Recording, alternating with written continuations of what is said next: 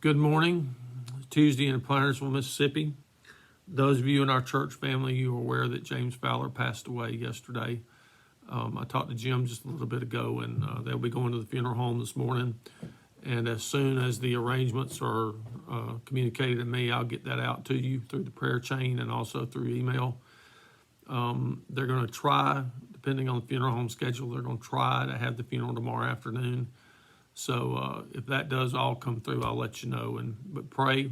I'll be doing the funeral, and I've already done one funeral during the COVID stuff. I did Jerry Hall's, and it was different, and I'm not expecting this one to be like the normal either. So just pray that we're able to comfort the family, and that God's honored and glorified in all this. Second prayer need. Tanya Reese called me this morning early, and her son Barry is in the National Guard down in Nettleton, and that unit serves our area here. Barry has been overseas in the Middle East many times. We prayed for him as he's gone and as he's come back. Well, they have been called to Washington, D.C. They're being deployed to D.C. as soon as possible. So that tells me, folks, this stuff's getting really more serious than we believe and we see. So I texted Barry just a little bit ago and let him know that we're going to be praying for him, and that we're going to ask God to bring him back and his whole unit, bring them back safe and sound, just like we always have. So join me in praying for Barry and his National Guard unit. We'll put that on the prayer list for tomorrow night. I want you to turn to John chapter 8. I'm just going to be really quick as possible. I really feel like preaching a long time today, but I'm not going to do it. But I want you to look in John chapter 8 and look in verse 2. This is about Jesus. When it says he or him, it's about Jesus.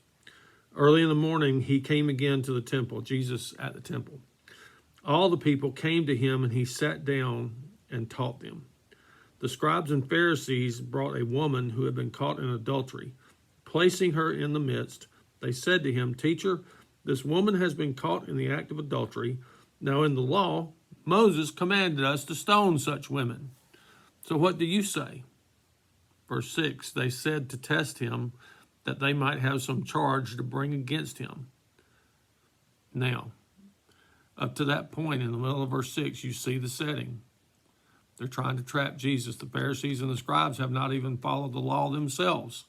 The law of Moses said that you bring the man and the woman who are caught in adultery and stone them. But they only did half the job.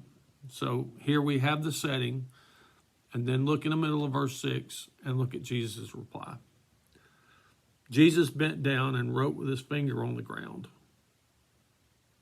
And as they continued to ask him, he stood up and said to them, "Let him who is without sin among you be the first to throw a stone at her." That's what the Bible records his first words to be in this situation. And once more he bent down and wrote on the ground. When I get to heaven, I'm going to ask Jesus, what were you writing on the ground, if he'll let me? But when they heard it, they went away one by one, beginning with the older ones, and Jesus was left alone with the woman standing before him. Jesus stood up and said to her, "Woman, where are they? Has no one condemned you?" And she said, "No one, Lord."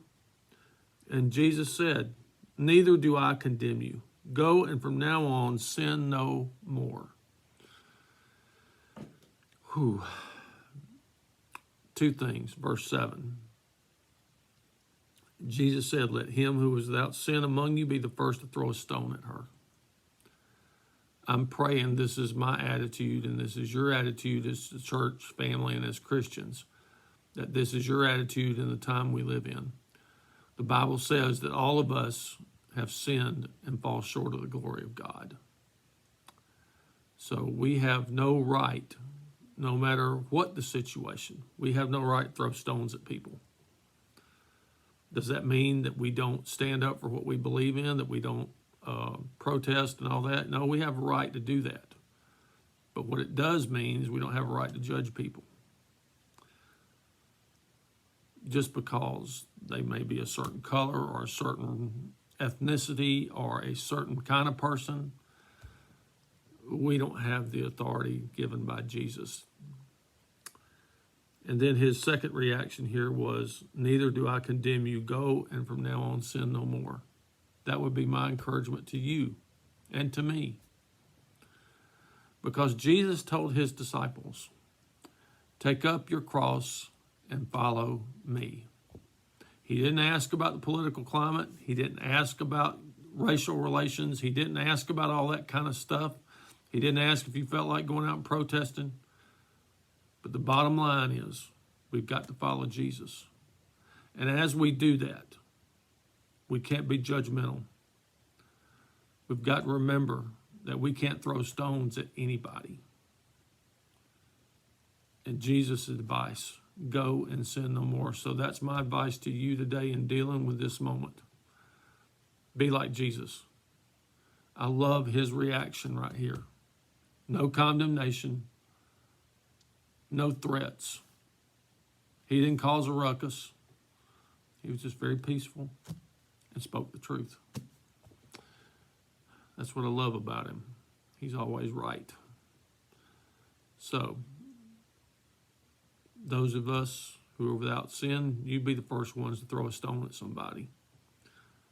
And then those of you who sin, which is all of us, Jesus tells us, go and sin no more. How is that going to happen? The only way that's going to happen is when you follow Jesus. He's the answer. The only answer.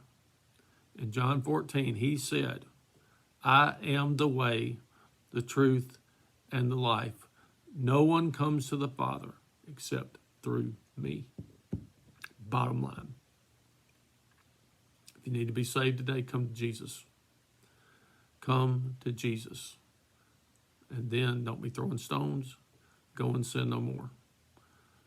I hope this ministers to you. I'll be praying for you today.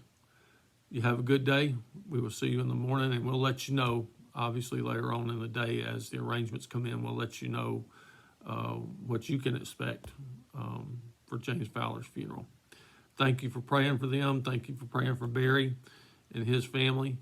Thank you for praying for all the men who are going to serve our country, whether it's overseas or here. And God bless y'all. We'll see you tomorrow.